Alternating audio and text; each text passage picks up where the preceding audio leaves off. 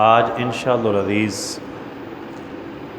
16ویں سپارے سے آغاز ہوگا منزل کا، اور اس میں سورہ کہف کا جو حصہ کل بچ گیا آج وہ انشاءاللہ العزیز مکمل ہوگا، اور اس کے بعد سورہ مریم کا آغاز ہوتا ہے۔ سورہ مریم زمانہ نزول کے اعتبار سے مکی صورت ہے، اور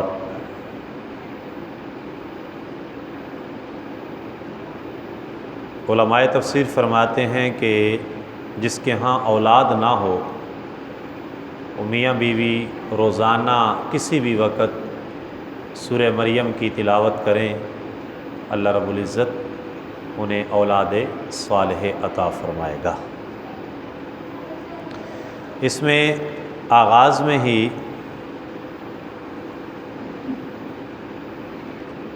حضرت زکریا علیہ السلام اور حضرت یحییٰ علیہ السلام کا ذکر خیر ہے۔ حضرت زکریا علیہ السلام بڑھاپے میں ہیں اور اولاد نہیں ہے، اللہ تعالیٰ سے التجا کرتے ہیں، دعا کرتے ہیں اولاد کی۔ اللہ تعالیٰ نے حضرت یحییٰ علیہ السلام بیٹے عطا فرمائے۔ ان کا تفصیلاً یہاں پہ ذکر ہے، عرض کی یا اللہ وہ میرا بیٹا کیسے ہوگا، میں تو بوڑھا ہو گیا ہوں، بیوی میری بانجھ ہے، اور تو بیٹا کیسے ہوگا؟ تو اللہ تعالیٰ نے فرمایا کہ ایسے ہی ہوگا، وَقَدْ خَلَقْتُكَ مِن قَبْلُ وَلَمْ تَكُ شَيْئًا، اللہ نے اس سے پہلے آپ کو بھی پیدا فرمایا ہے، حالانکہ آپ کچھ بھی نہیں تھے، تو عدم سے وجود دیا آپ کو، تو اب آپ سے آپ کے بیٹے کو وجود دینا یہ کون سی مشکل بات ہے؟ تو بڑے آسان پیرائے میں حکمت کے ساتھ سمجھا دیا، اور ساتھ ہی یہ بھی فرما دیا کہ وَسَلَامٌ عَلَيْهِ يَوْمَ وُلِدَ وَيَوْمَ يَمُوتُ وَيَوْمَ يُبْعَثُ حَيًّا، اس دن پہ سلام ہو جس دن یحییٰ علیہ السلام پیدا ہوں گے، اور پھر جس دن وہ اس دنیا سے انتقال فرمائیں گے، اور پھر دوبارہ جب اٹھیں گے اللہ رب العزت کی بارگاہ میں پیش ہونے کے لیے، اس دن پہ سلام ہو۔ تو یہ تفصیلاً ذکر کیا گیا۔ اس کے بعد حضرت مریم سلام اللہ علیہا، ان کا ذکر ہے کہ ان کے ہاں کیسے اولاد ہوئی، اور اللہ تعالیٰ نے حضرت عیسیٰ علیہ السلام جیسے سعادت مند پیغمبر بیٹے انہیں عطا فرمائے۔ ان کا تفصیلاً ذکر ہے، جب حضرت مریم سلام اللہ علیہا آپ کے ہاں حضرت عیسیٰ علیہ السلام کی ولادت ہوتی ہے، قبیلے والے ایک بات کر دیتے ہیں، یا اخت ہارون، اے ہارون کی بہن، ما کان ابوک امرأ سوء وما کانت امک بغیہ، آپ کے والدین تو ایسے نہیں تھے، یہ کیا ہوا؟ فاشارت الیہ، اپنے بیٹے کی طرف اشارہ کیا۔ یہ جواب دے گا، وہ کہنے لگے کیف نکلم من کان فی المہد صبیا، یہ جو پنگوڑے کے اندر بچہ ہے یہ کیسے گفتگو کرے گا، کیسے بات کرے گا، کیسی آپ عجیب باتیں کر رہی ہیں۔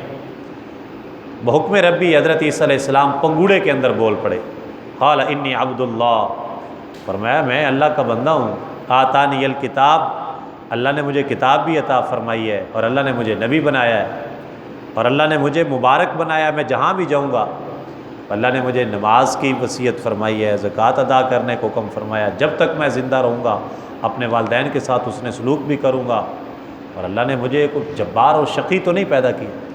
اور پھر عیسیٰ علیہ السلام نے فرمایا والسلام علیہ، مجھ پہ سلام ہو، یوم ولدت، جس دن میں پیدا ہوا، و یوم اموت، اور جس دن میں اس دنیا سے جاؤں گا، و یوم ابعث حیا، اور جس دن دوبارہ میں اٹھایا جاؤں گا۔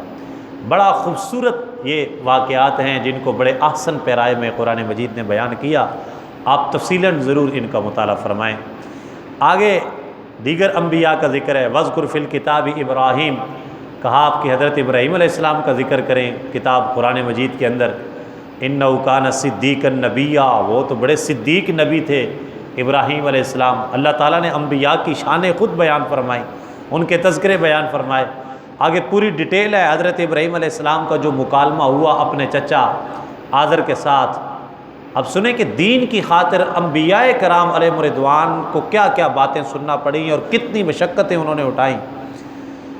آپ کا وہ جو چاچا تھا وہ کہنے لگا قال اراغب انت عن آلہتی یا ابراہیم، جب آپ نے دلائل سے ثابت کیا کہ یہ آپ جب کیا کر رہے ہیں، آپ جھوٹے خداؤں کے ہاتھوں سے پتھر بنا کے پھر ان کو خدا مان کے پھر ان کی پوجا کر رہے ہیں۔ وہ کہنے لگا اے ابراہیم، کیا آپ ہمیں ہمارے جو معبود ہیں ان سے آپ ہمیں بدظن کر رہے ہیں؟ اگر آپ باز نہ آئے تو ہم آپ کو رجم کر دیں گے، یعنی پتھر مار مار کے آپ کو شہید کر دیں گے معاذ اللہ۔ یہ یعنی دین کی خاطر ایسی ایسی باتیں بھی سننے کو ملیں، لیکن پائے استقلال میں ذرا لغزش نہیں آئی۔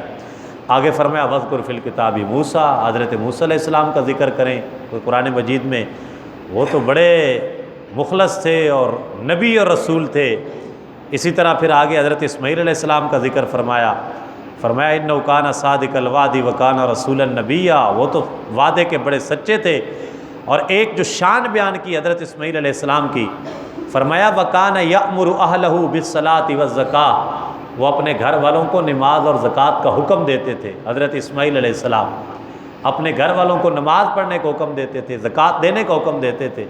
اس کا مطلب ہے کہ ہماری بھی ڈیوٹی ہے نا، ہم بھی اپنے گھر والوں کو، اپنے بچوں کو، اپنی خواتین کو، بیٹیوں کو، بیویوں کو، ہم بھی ان کو کہیں کہ بھئی نماز پڑھا کریں، آپ بھی زکوٰۃ ادا کیا کریں، جو صاحب نصاب ہیں وہ زکوٰۃ ادا کریں، جو نماز نہیں پڑھتے وہ نماز پڑھیں۔ یہ گھر والوں کو نماز کا حکم دینا اور ان کو اس کی تاکید کرنا، یہ شان اسماعیل علیہ السلام ہے اور سنت اسماعیل علیہ السلام ہے، جس کو اللہ تعالیٰ نے قرآن مجید کے اندر بیان فرمایا۔ آگے فرمایا کہ اور کتاب میں حضرت ادریس علیہ السلام کا ذکر کریں، وہ سچے نبی تھے اور وہ بڑی شان والا، اور آگے فرمایا کہ یہ تمام ان انبیاء پہ اللہ تعالیٰ نے اپنا انعام فرمایا ہے اور یہ سارے بڑی شانوں کے مالک تھے۔ تو اس طرح گوناگوں تذکرے اللہ رب العزت نے فرمائے، اور پھر ہمیں ان کے اسوہ حسنہ کو اپنانے کا جو ہے وہ یہی حکم ہے۔ سورہ طٰہٰ جو ہے اس کے بعد اس کا آغاز ہوتا ہے اور یہ مکمل ہوتی ہے سورہ طٰہٰ۔ اس میں بھی حضرت موسیٰ علیہ السلام کا تفصیل کے ساتھ ذکر ہے، آپ کا قصہ جو ہے وہ تفصیلاً بیان کیا گیا، اور کیسے حضرت موسیٰ علیہ السلام وہ تشریف لے کر گئے، پھر کس طرح جو ہے وہ بکریوں کی وہ پانی پلایا، اور پھر نکاح کیسے ہوا آپ کا، اور پھر وہ ساری تفصیلات جو ہے وہ یہاں پہ بیان کی گئی ہیں۔ تو یہ بھی اپنے اندر جو ہے وہ بہت سارے مضامین سمیٹے ہوئے ہے سورہ طٰہٰ، لازمی طور پہ مطالعہ کرنا چاہیے۔ منہا خلقناکم، انسان کی جو ہے نا وہ حیثیت، انسان کی ابتدا و انتہا بتائی، فرمایا منہا خلقناکم، اسی مٹی سے ہم نے انسان کو پیدا کیا ہے، وفیہا نعیدکم، اور اسی مٹی میں اس کو دوبارہ لے آئیں گے، ومنہا نخرجکم تارۃ اخریٰ، اور پھر اسی مٹی سے دوبارہ ہم اس کو اٹھائیں گے۔ انسان مٹی ہے، ٹھیک ہے، تو مٹی سے پیدا ہوا ہے، دوبارہ مٹی میں چلا جائے گا، اور پھر مٹی سے اٹھ کے ہی اللہ رب العزت کی بارگاہ میں پیش ہو جائے گا۔